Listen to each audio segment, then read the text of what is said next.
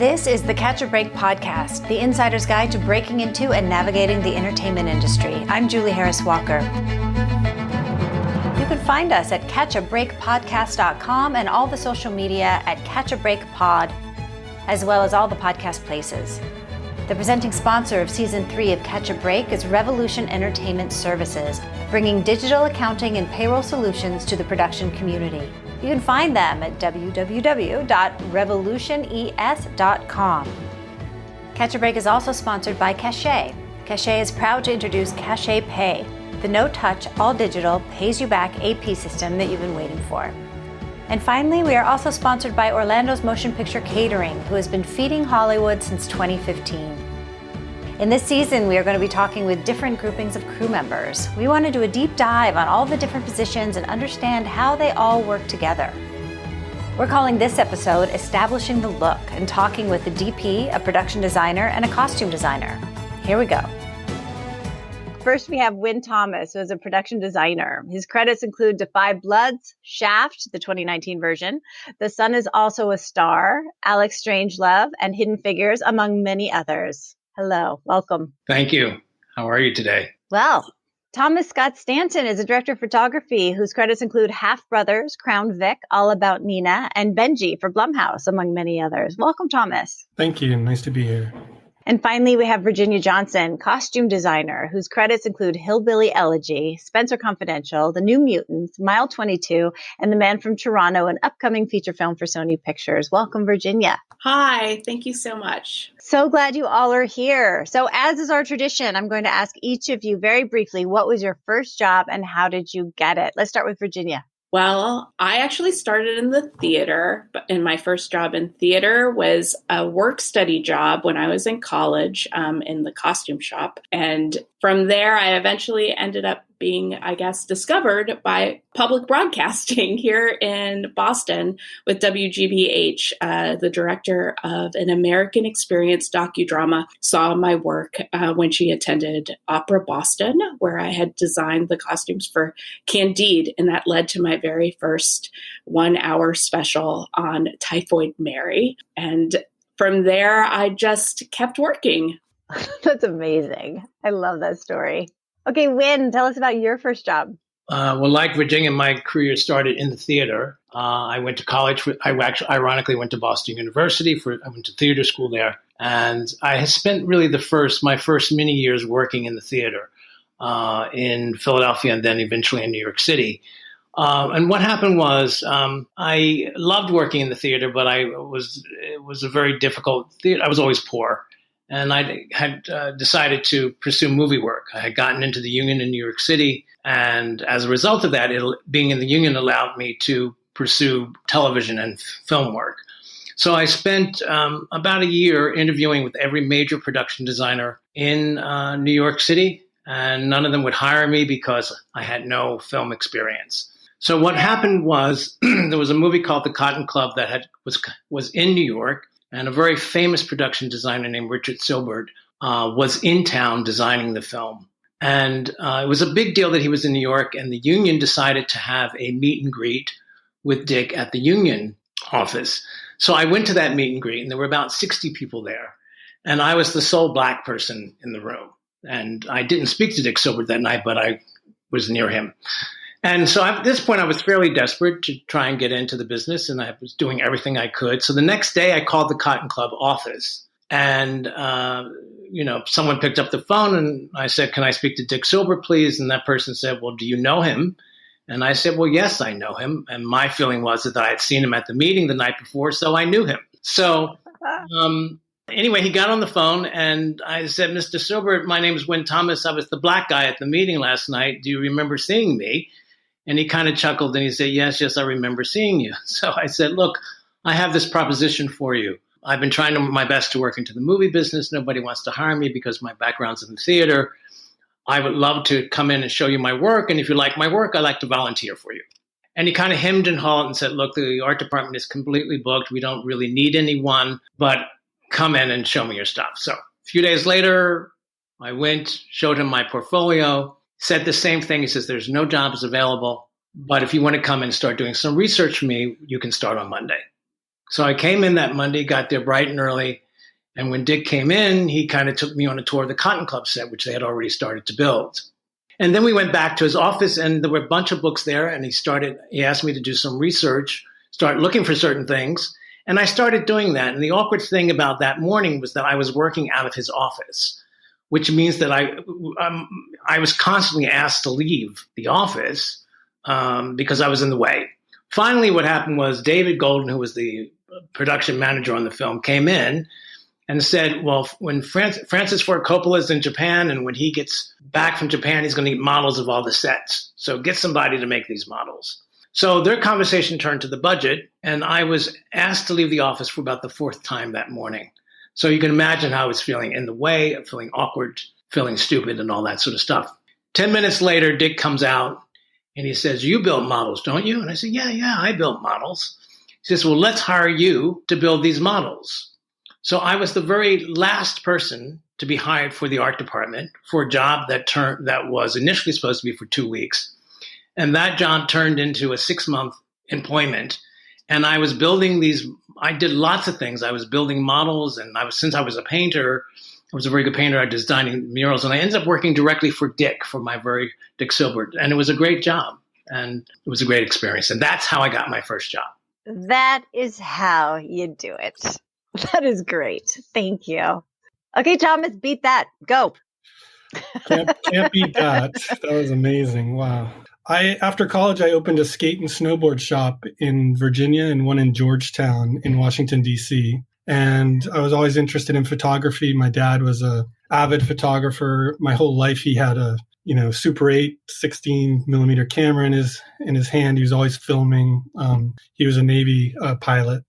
So I was always going on deployments with him, and that's kind of my love of photography. But after school, I did the skate and snowboard thing, and then I ended up moving to LA and trying to keep a roof over my head. I started apprenticing with an electrician who was an actor in the theater. And from that, this electrician asked me if I was interested in learning how to install satellites. And this is right when DirecTV was starting and all that stuff. And one of the first jobs that I got after learning how to do that was they gave away the first HD TVs and satellites to all the Academy Award presenters. And so immediately I had work orders coming in for like Tom Cruise and Julia Roberts and all these people. And I was showing up to install their satellites at their house. One of the houses, I got a work order from a gentleman named Lance Accord, who I wasn't familiar with his work, but when he told me if I could come on this Saturday because he was leaving to do a film, I knew he must be in the business. And I showed up there and I was wearing one of the skateboard beanies that I had from my skate shop. And he asked me, do you know anyone from that company? And I said, well, I met one of the owners when I had my skate shop. Well, he said, he's on his way over. It was Spike Jones. And Spike Jones came walking over and said, oh my God, that's the first beanie I ever made for my girl in chocolate skateboard company. And so I went along with the day putting the satellite up, and they were dying to see something in HD once I had it set up. And I was from the roof watching them in the backyard. They were rolling around in the grass with Bolex cameras in their hand and filming like little things. And I thought to myself, man, that looks like the most fun, job you could ever have on the planet. And so when I finally got the TV up, we clicked on, there was like 2 channels that did HD at the time, and it said next up adaptation in high def. Neither of them had seen adaptation on, outside of the theater. And they eventually said, do you want to stay and watch it with us? So I'm the satellite guy sitting with Spike and Lance, and Lance's wife, Rima, ordered me my first bowl of matzo ball soup.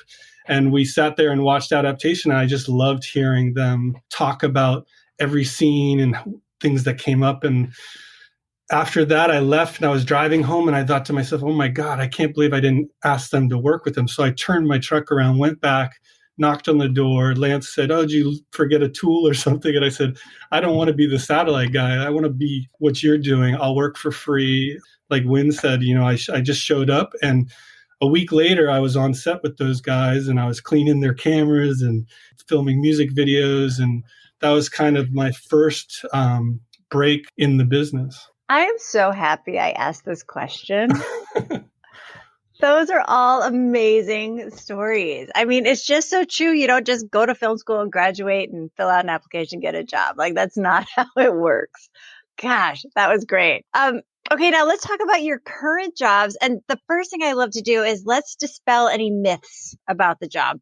Because, much in the way of, if you're outside of Hollywood, you hear the word producer and you think that's the person who pays for everything, right? That we all know is completely not true. Are there any myths around your current job that you'd like to dispel? Virginia, how about you? Well, I think the biggest myth, or the assumption anyway, is that I actually make all the clothes that are in a movie or on screen. Yeah. So I get that all the time. And while, yes, I do sew, and I mean, I worked my way up learning to do hems and make ruffles in the theater, I am not responsible for making every garment that goes on the body. And the other thing is, just because something is contemporary doesn't mean that I just went to the mall and got it all and everybody just puts on clothes. That's also not, that's like the other big assumption about what I do and what costume designers do. Contemporary shows take all the same amount of research and character development and collaboration with the entire team to tell the visual story.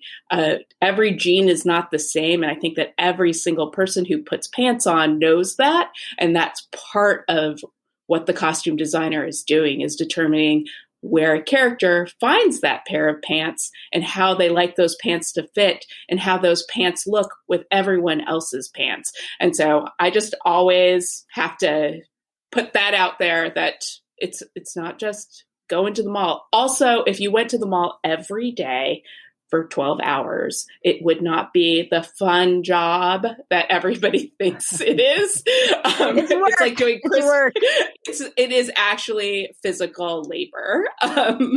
And when they're period shows, it's the same thing. It is really physical. Like carrying bolts of fabric takes strength.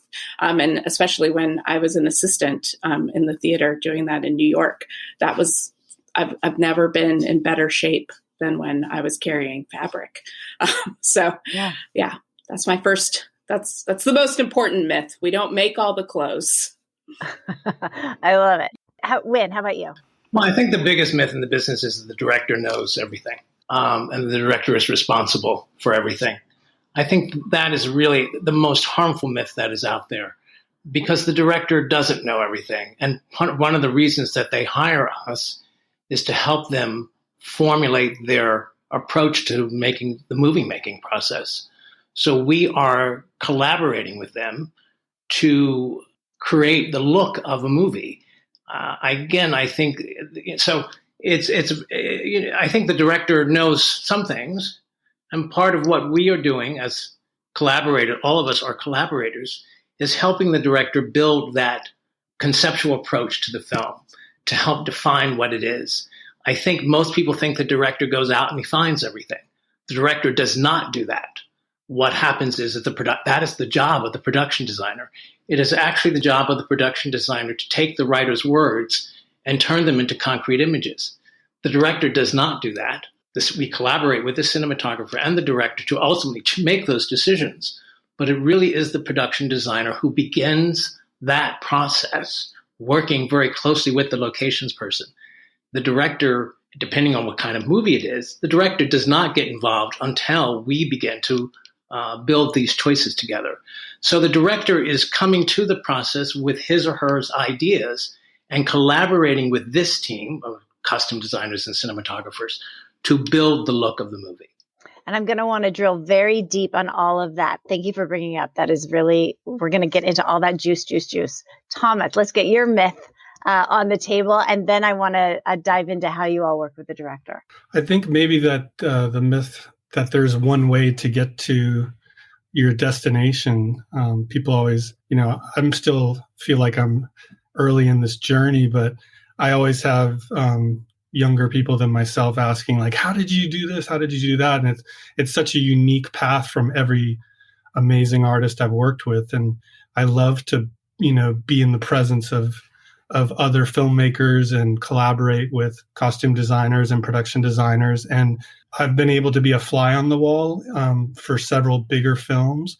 And my journals are filled with things I learned from watching these other filmmakers create. And I love seeing the collaboration that Wynn talked about. It's just, for me, it's why every day I feel so grateful to be on set and try to treat every day like it's my last day. But I guess the journey, just the part about there's no one way to get there, but you have to put yourself in the right place at the right time to get the opportunities and be prepared for that. So how does it start? Do you all meet with the director together? Do you all meet separately? Does it start with the director's vision? Does it start with the script? What is step one? Step one is you read the script. And you read the script to determine whether or not you like the material and whether or not you're going to take the job. That's the first step. And then I think usually what happens next is that you have a meeting with the director in which you talk about the script, you analyze, you talk about the material. And I think this meeting is very important because you find out what's important to the director.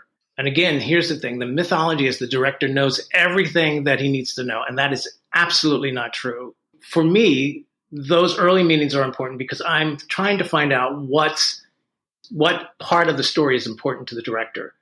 And then my job as a production designer is to kind of fill in those holes and to lead the director to a conceptual approach, a visual conceptual approach for the film. Some directors will define that, but some of them will, I've worked with most of the directors I work with. As a production designer, I'm usually helping them shape what that visual concept is going to be. Because once that visual concept is determined and defined, it is that concept that is shared with the entire production company, and everybody should be working within the parameters of that concept. So those early conversations are usually about what is important to the director. And then once you know that, then you go back to the script and you turn to the script, and the script should be providing everyone with a place to which to launch from and to begin to sculpt the ideas that will be used to make the movie. So are you step one as production designer of setting kind of the world, Absolutely. The look of the world, and Absolutely. Then everyone else goes off of that? That is absolutely correct. That's how I work. That's how Dick Silbert works. Again, in all of my early Spike Lee films, for example, what would happen is that I would develop a visual concept and I would write that down and I would take it back to Spike and then he would approve that. And then literally that piece of paper, that conceptual framework would go out to the entire company. And then everybody would work within the confines of that concept. Does that include color palette and tone at that point? Not necessarily, but really it's really kind of determining the look of the movie. And I can give you for an example. This is a movie from a long time ago, but there was a movie we did together called Mo Better Blues, which was a jazz film. And the script of that movie took place in just what was essentially would have been a basement jazz club.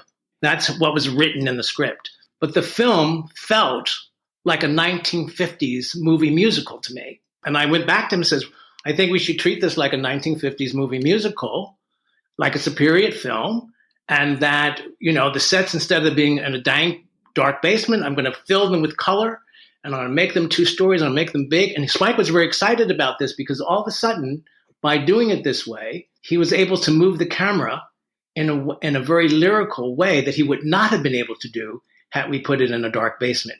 And if you go back and you look at that film, all of the actors are dressed in, essentially, it's a contemporary movie in which everybody's dressed in period clothing. So it gave us it gave us an interesting, by creating and defining that concept, it determined the look of the entire film in terms of how the camera was going to be used, how the costume designer was going to approach the subject matter as well. So everything visual had to work within that framework. Virginia, then how do you pick up? What's your beginning? What do you think about as you start?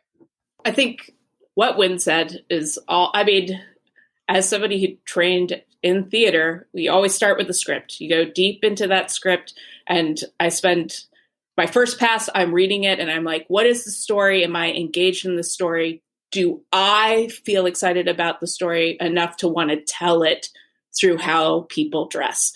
And definitely there are times that I'm like, I'm just not that into you. And so I don't want to tell that story and think someone else can tell that story better.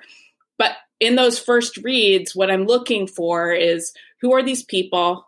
What do they do within the story that is affecting how they dress? And then that conversation dictates kind of my internal conversation about that is what kind of frames the conversation, the first few conversations with the director.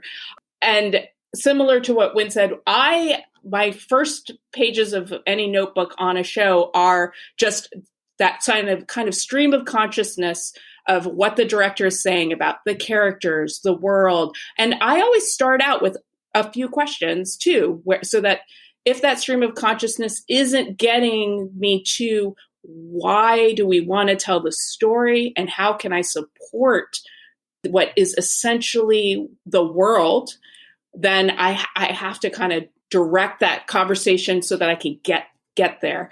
And kind of based on that conversation, then my next conversation is going to be with the production designer. But most of the time, I would say the production designer, though, has reached out and said, this was my conversation and this is the world.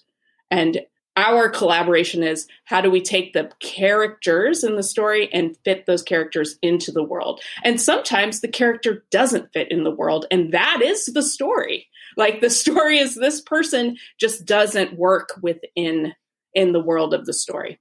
And how do you create that conflict visually? Because everything I do is on the body. And how does what's on that body work within what the production designer has created in every single place that those bodies are existing in those environments? And then kind of simultaneously having similar conversations with the cinematographer. How are we going to shoot the film? What is that lighting going to look like? What are we going to focus on? Because it's pointless for us to create a color palette if that color palette disappears once we are shooting the film. And I did a project and the whole premise of the project is the story is it happens all in one night. It's all nighttime and it's all inside a car.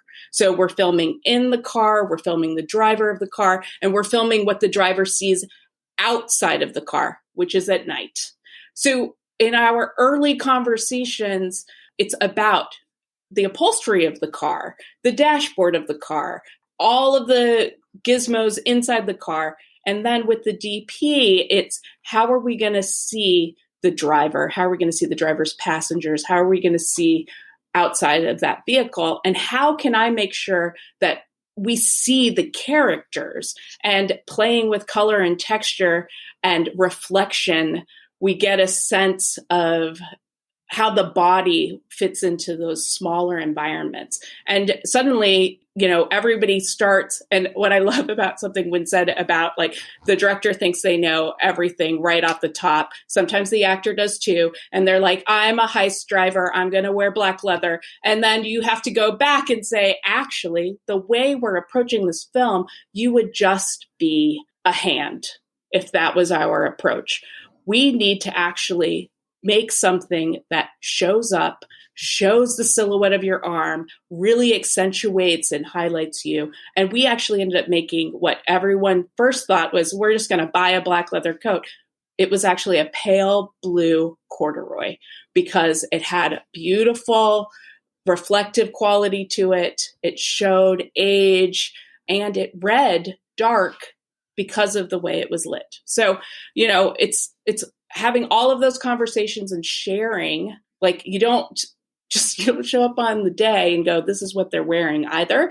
We're like trying to be in each other's space, and making sure that the director is seeing way before a fitting kind of what things are starting to look like. That was really long-winded. Sorry. Oh, no, don't be sorry. No, that's amazing. It is so much more than put on this jacket, go get in the car. We'll work it out, fix it in post. No, amazing insight. Thank you. Thomas, what is your part in all this? I think it all starts with the story from myself as well, reading the script and seeing how it affects me. Spend a lot of time with my imagination. The first pass, I'll just try to dream about how this feels in my mind's eye, and then see if that vision aligns with the director when you first meet with them. Usually if it doesn't, right away that this might be not the best situation to be working in. But for me, I can't tell you how many pictures from films Wynn's done that I have in my inspiration folders that I've pulled from, from Malcolm X to Beautiful Mind. Those images that I grew up on have been a part of a lot of conversations I've had with directors, and Do the Right Thing, and showing them this is how they had a sheet over the window to make the light look this beautiful. And so those things for me, trying to see if you're on the same page with the director and see if your visions help each other. And then the collaboration with the production designer and the costume designer, that's my favorite part, the prep of that. On my last film, I asked to share an office space with the production designer because I saw him putting up pictures and I wanted to put up pictures, and we had everyone coming in the room and talking about different parts of the film and how we were going to shoot certain scenes. And for me, that's the exciting part, scouting locations, discussing whether you're going to use practical sets or build them, and how that affects every department. I have a question for all of you. Do you want to fall in love with a job to take it?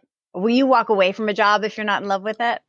Virginia, do you want to go first? I was just going to say, not to place us in a moment in time, we are in the middle of a global pandemic. And so a lot of people, you're like, well, I don't love that script, but I'd like to have health insurance. Right.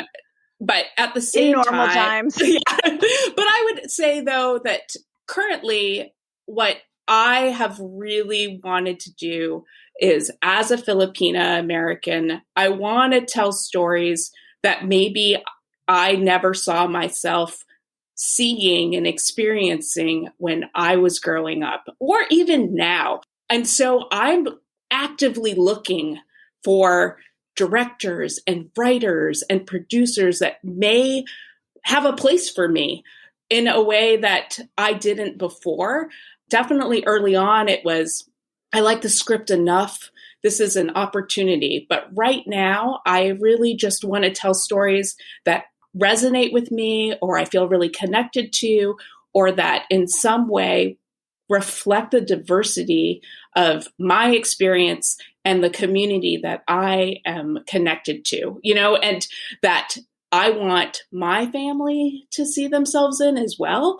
And sometimes those things will line up, and I'm hopeful that someday that thing happens, but that's really what I'm looking for right now. I love it. For me, it's very important that I like the script. I think we've all had very different journeys here. I think in the very beginning of your career, you very often don't have a choice about what kind of work you're going to do. You have to take a job because it's a part of the building block of building a career.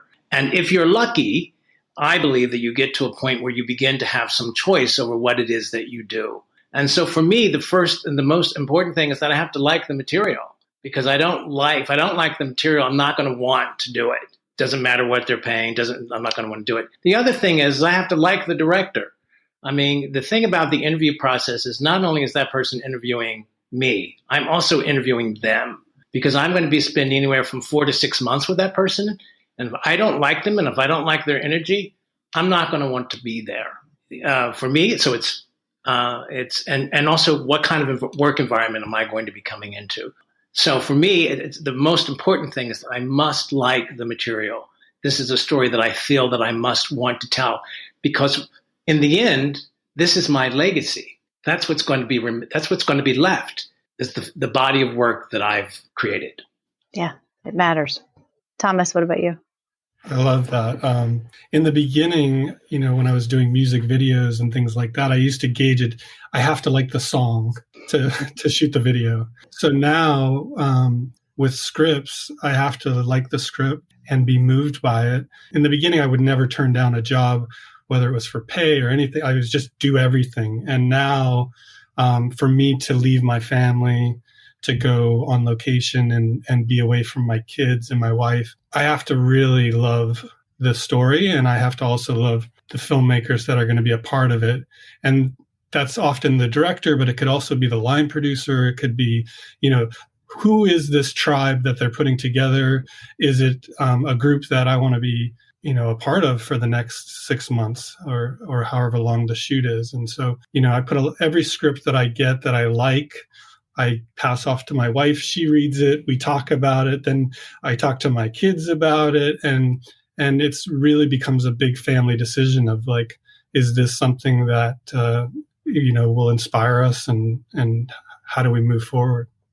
Now let's take a real practical turn here. Have you been in a situation where what the director is asking for, you're not going to be able to achieve for whatever reason, if that's practical or if it's budget or anything like that? How do you face that situation?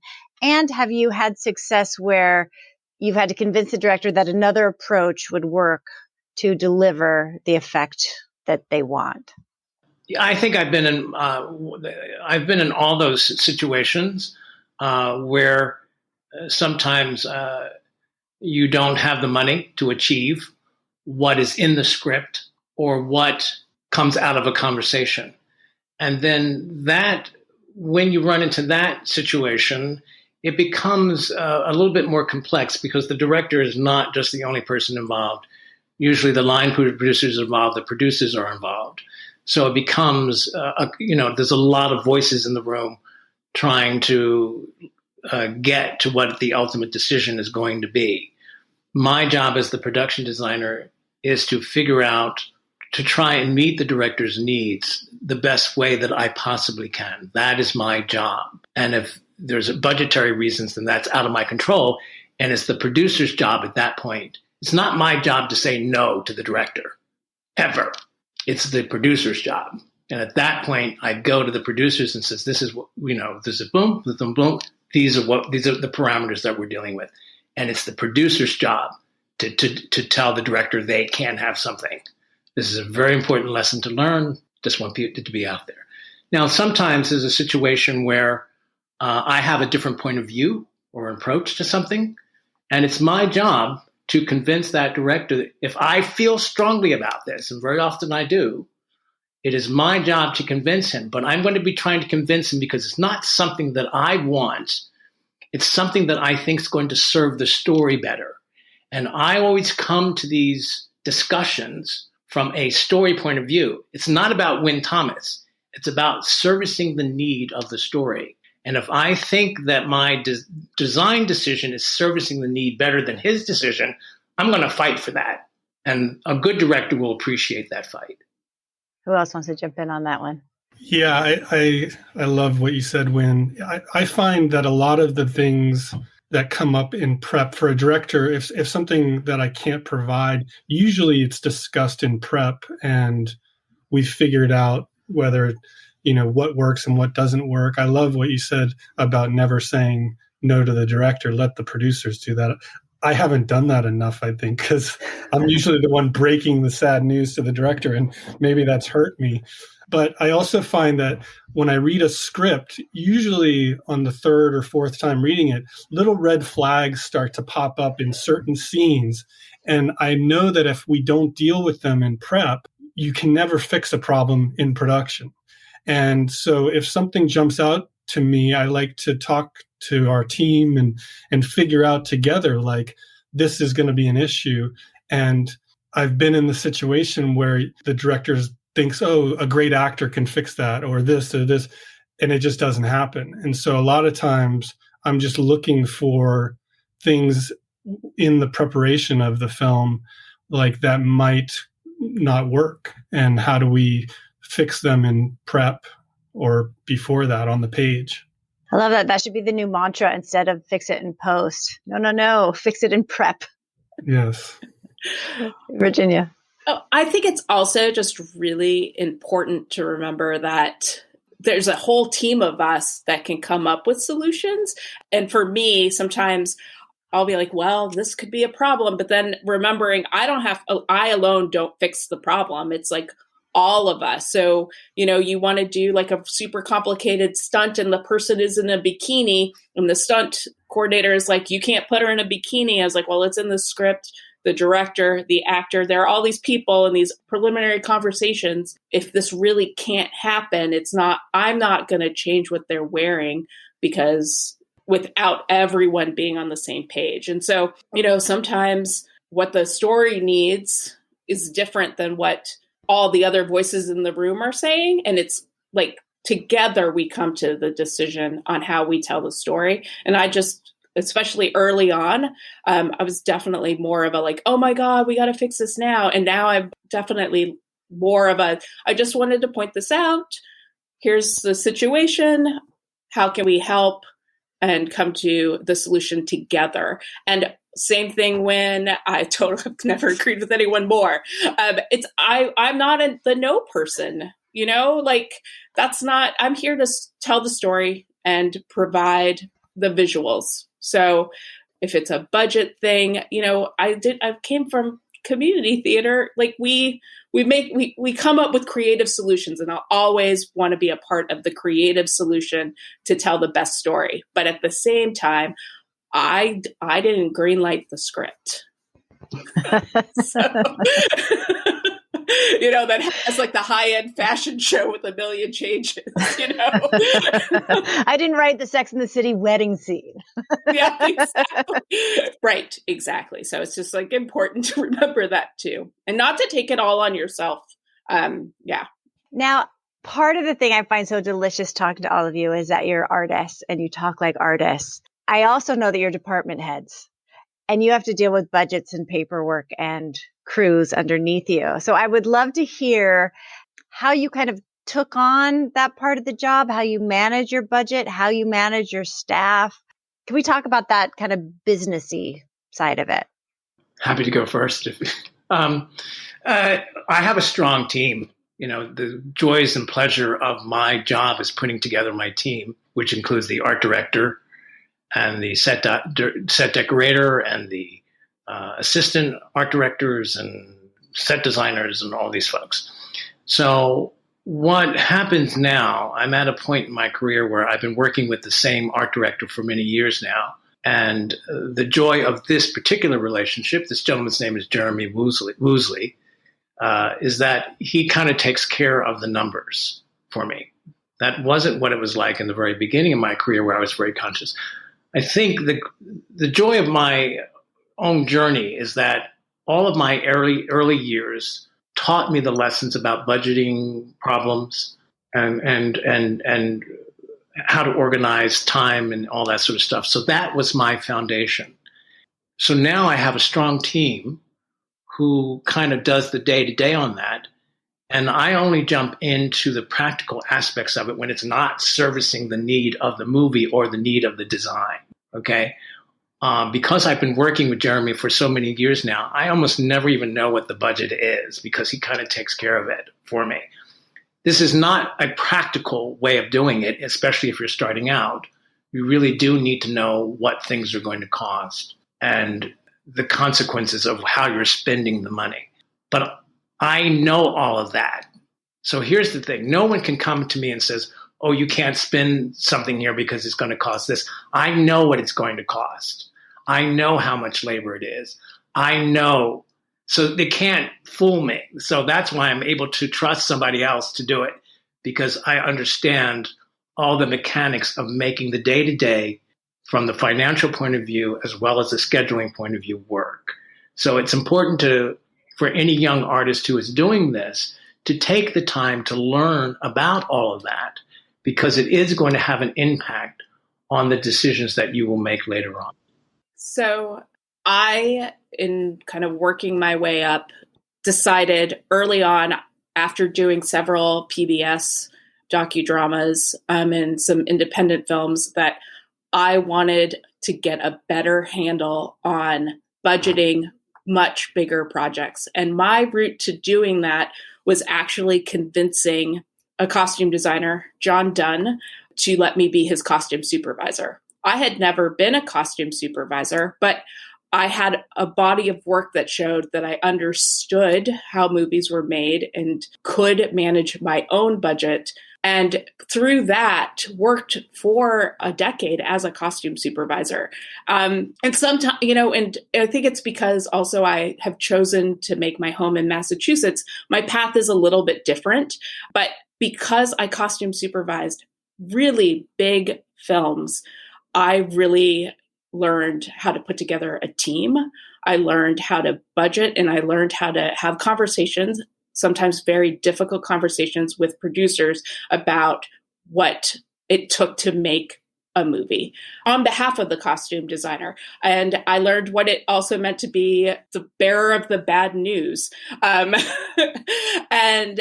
I continue, even now that I'm costume designing full time, I do keep careful watch on my budget, and because I did all those years figuring out what kind of team you need to tell the story, no one's going to tell me that it can happen for X because I have done it so many times. I know it takes Y and Z to make it happen.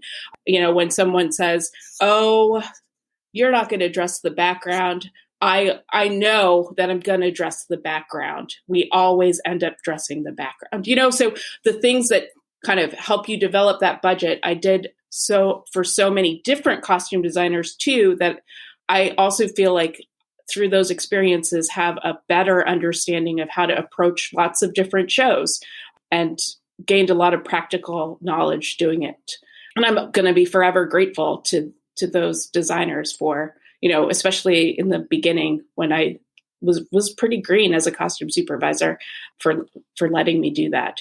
And now, like Wynn, you want to have, I always just try to hire a trusted assistant so that they can help me, remind me to not be so worried about the day-to-day practicalities, because they know that as a former costume supervisor, my brain can go there, and that I need to focus on the art and what we're going to see on camera. And so my assistant costume designer, Kelsey, has just been integral to reminding me to let that stuff go and really focus on what's going to be on film. As long as someone is saving your receipts, turning in the envelopes, managing all of that, so they're not waiting till the end. I'm doing my pitch on behalf of all the production accountants who get a big bag of receipts at the end and then they're livid. Julie, I start every show with my production accounting team and say, that's never going to happen. Never happens with my show.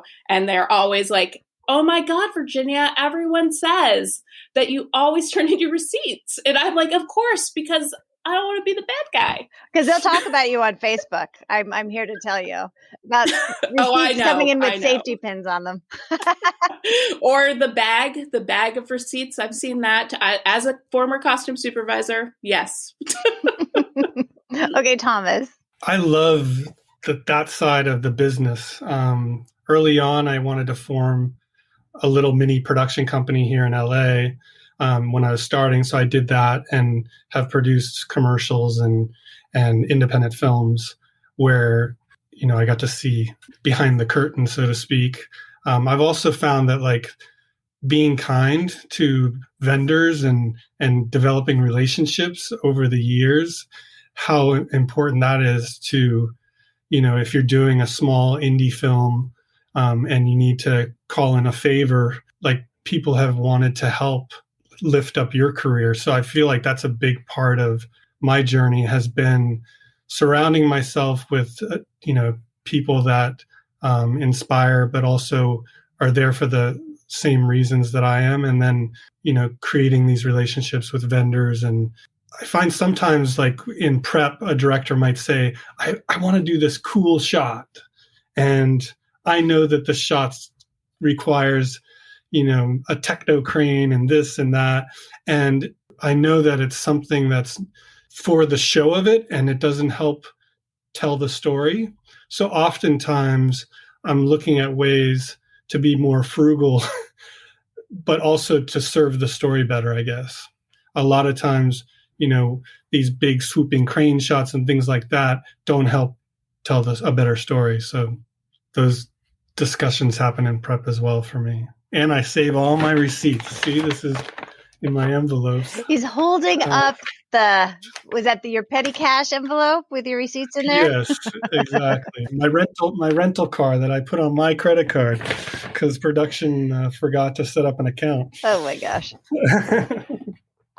I want to ask you guys, this moment in time that we are in, where many people I talk to are very focused right now on diversity and inclusion and underrepresented voices on sets, in the business, on screen, in stories. Is that top of mind for you as you're filling out your crews, or are your crews set and it's hard to bring new people in as you go? What is top of mind for you in that arena, or is it now? I kind of want to take the pulse. Virginia, you already started this. I mean, you were just talking about your wanting to tell more stories coming from your community, which I think is only a natural impulse. So it was interesting to hear you say that earlier on in today's session. This is a very complex issue. And I think there is a lot of conversation happening now. And that conversation is coming from a good place. It's coming with very good intentions. And it's coming with very good hopes and wishes. But that's where it stops. Because I don't think people's hiring practices are any different than they were prior to the conversation beginning. And that's what needs to change. There is a practical application to making real change happen in this business in terms of getting more Black and brown folks, or whatever your community is, or all people of colors, and more women into the business. And so there is the ideological talk, and then there is the practical talk. And this is what I'm saying to everyone when I have this conversation. Who are you hiring? This is about who do you hire? Because the only way to change this is by who do you hire? So on my current film right now, there are people of color, there are women. This is just in my art department. So my department looks like America, but the rest of the film does not. I have a construction crew. I have 70 people. We're building huge aircraft carriers, things on this movie. 70 carpenters, 2 Black carpenters in Savannah, Georgia. Okay? And this is the reality after me having a conversation with my construction coordinator.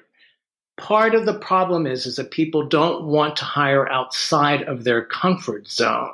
So part of what we have to do, and then the other part of the problem is that the other big obstacle course is the union. The unions don't want to are not making it easier to bring in folks from these other communities. So it's very, very complex. And I think there's a lot of great talk. I think there's very little action. And until that changes, the look and the diversity levels in all aspects of this business are not going to change. This is an employment issue, which is what I say all the time. It is about who you hire. And if you don't hire people who are different than yourselves, nothing will change. I think you're absolutely right. And so many people just do it and make it happen. Like you said, with your department, you just did it. And that construction department just didn't do it. Do you have the answer how to get them to do it? Yeah. Look, I think one has to continue to talk to people and to try and form alliances, because that's what you can do. You have to try and persuade people from this. I think from a humane point of view, it's very, very difficult, only because we're dealing with entrenched behavior that people don't even see in themselves. And so as a result of that, it's very, very complicated. The other thing that I think, I don't, you guys don't know this, but I'm on the board of governors at the Academy, and I'm in charge, I'm actually in charge of their sort of diversity and outreach programs. One of the other things that we have to do, that we should be doing, is reaching out to a wide variety of communities and letting people in high school and in colleges know that all these jobs exist. There are 300 credits at the end of any film. Those are 300 jobs that people from all communities should be filling. The problem is that people in communities all across the country, a wide variety of communities, but particularly communities of color, don't know. There's no I don't see a large Asian community on movies. I don't see a large Latin community on movies. I don't see a large Native American community on movies. It's because we are not going into those communities and telling these communities, and starting in high school, that these jobs exist. That's what we should do. And our institutions and our unions need to be doing that so that there is a young generation coming up who is aware that they can work in the film business. Exactly. No matter what your skill set is, there's a job for you. Here, Wynn. That is ultimately like I didn't even know what I do today was a job. I grew up in a primarily Filipina immigrant community. I thought the jobs available to me were going to be, I could be a nurse, I could be a nanny, I could work in a tailor shop, a dry cleaning shop. I had no idea that what I do was that it was a job. And I 100% believe that we need to be doing outreach. We need to be making sure people know these are good paying jobs. These are jobs that will provide for you, for your family. They will lay the foundation for you to excel. And, when I meet another young Asian American who is interested in fashion, is interested in film, I want to just talk to them and find out what they're doing and what path they're interested in taking. And, and I want to take that opportunity to share with them that they can do this, and be a mentor. I currently am working with a junior in college at Tufts who, was studying sociology and got involved in student theater at the university level. And we met, and through these conversations, she's now pursuing doing main stage productions that are directed by faculty members. But prior to that meeting, it was just a hobby, not a career path. And it's so important because if we change who we bring into the world itself will change. And I just think that's so important. Amen. Thomas, I want to give you a chance to jump in. Yeah, I try to do better every job. One of the things when I first started, I remember going on set and looking around and thinking, wow, it's like a boys club. There's in the camera department and grips and electricians. And I couldn't believe, I said, where are all the girls? And and as the father of two daughters, it's become more important to me as I've gone along. Every film that I've done, I've tried to bring on camera interns that wouldn't get the opportunity otherwise to come and work on the film with us and be in any camera department, in the electricians, grip and lighting departments. But it's something that, I try to keep as much diversity in my crews and who I work with. And it's very difficult, and it's something that's challenging. But I have hope. Like my oldest daughter is such an activist, and she's really inspired me to, through her work and her friends, and know that a change is coming. That's a generational change that I think I can help with by being open. And one example, the film All About Nina that I did, the director Eva Vives, when we first met, it was a story about her life. I was so inspired by it. And I happened to be, after meeting with her, riding to the airport, and I asked my Lyft driver, to tell me what did he want to do with his life. And he said, I'm just moved here from Cleveland. I want to make films, and hopefully I'll get an opportunity. And I kept thinking of this guy, young African-American guy who had such a beautiful spirit about him. And so I begged the producers to put him on All About Nina and as my camera intern. now he's directing music videos. He's got his whole crew. He's just such an inspiration. And so seeing those kind of things has just really inspired me to try to do more and fight the good fight. And I think the more diversity you have in your crew, the better films you make. I think the different voices being heard is really important. And so, I'm going to continue to try to fight the good fight for that. It's great. If you could open the door for one person every opportunity you have, eventually everyone will get in. Okay, I've kept you guys a long time. So this takes us to our martini shot, which you will all know is our last shot of the day. So I'd like to hear kind of your parting word. And the theme we're doing this season is two things, really. What is the most important piece of your job, do you think? And what is the most important piece of someone else's job that affects you? The most important part of my job is to help tell stories with as much heart and honesty as possible, and hopefully make films that will affect other people and create change in the world that I want to see. And probably the directors or the writers of films is the thing that helps me. When I read a script that really moves me, I find that I need to be a part of telling this story. I don't know how to answer this question. No, Thomas, I love your answer, man. I think your answer is absolutely correct. We all want to work on stories that are going to change the world. That's what we all want to do. I think not everybody. I mean, some people come into the business to make money, but after spending the afternoon with the four of you or the three of you, I hear your answers. I know I can hear that we sense that we all want to make stories that really are going to change the world, So thank you for that thought. And I think you're absolutely right. That's the kind of thing that I want to do. And who helps me do this is the community of filmmakers who come together to tell this story. It's hard for me to answer this question. This is one person, because it's not one person. The thing about movie making is that the problem with the movie making is that we always hear about the sex appeal jobs. We hear about the director. We hear about the producers. We hear about the actors.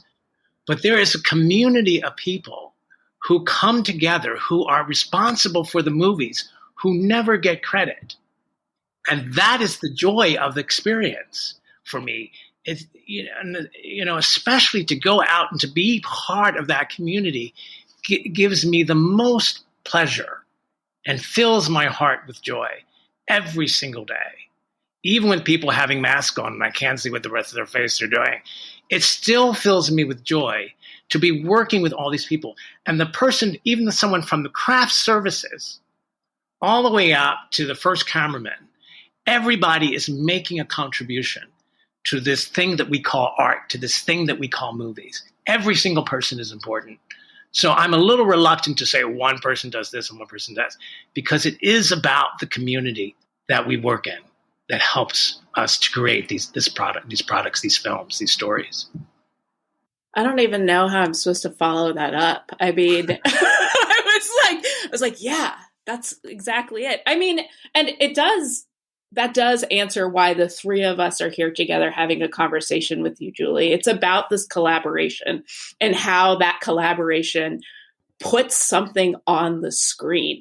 And without all the voices, and something Thomas said earlier about like all these various perspectives, I mean, that's what's, I think, always so inspiring when you bring together this group of people from all their different points of views. They're carrying all of their history. I say this all the time, like specifically about Hillbilly Elegy, the film that came out at the end of the year. And people talk about it just being the story of the white working class. But I'm not part of that white working class story. I'm part of this American story, the story of an immigrant who came to the States for better opportunities for her daughters, because her daughters wouldn't have had a chance at an education in the Philippines. I bring that with me when I design a movie. There's no way to tear that out of my consciousness. And my team in the costume department who worked on that movie, they're bringing their points of view and their lived experience into telling that story. And that is always what is so beautiful when you see the final picture, because it's that collective, our collective community on the screen, every single one of us. I can't thank you all enough for this conversation. It was so delicious and beautiful, and I'm so honored you sat and talked with me. So Thomas Stanton, Virginia Johnson, and Wynn Thomas, thank you so much. You're welcome. Thank you. It's great meeting you guys. Thank you. Nice to meet you. Nice to meet you, Wynn. We hope you enjoyed this episode of Catch a Break. We'd like to thank our guests, Wynn Thomas, Thomas Scott Stanton, and Virginia Johnson. And special thanks to Alternative Rentals for their support. Alternative Rentals is a premier cinema camera house that supplies digital camera equipment to high-profile scripted TV shows, feature films, and commercials across the nation. With offices both in Los Angeles and Atlanta, Alternative Rentals is committed to providing their clients a 5-star experience in all budget ranges. And also special thanks to Cruvy, reinventing the playing field in entertainment worldwide. Find them at Cruvie, CREWVIE.com. Please check out our website at catchabreakpodcast.com and follow us on all the social media. Catch a Break is produced in partnership with Cashlight Films, Rose Colored Pictures, and The Other 50%, and is edited by Lasta Drakovic. Our theme music, Mantra for a Struggling Artist, was composed by Andrew Jocelyn. Thanks for listening, and be sure to check out our next episode where we talk about props and special effects with a prop master and special effects supervisor.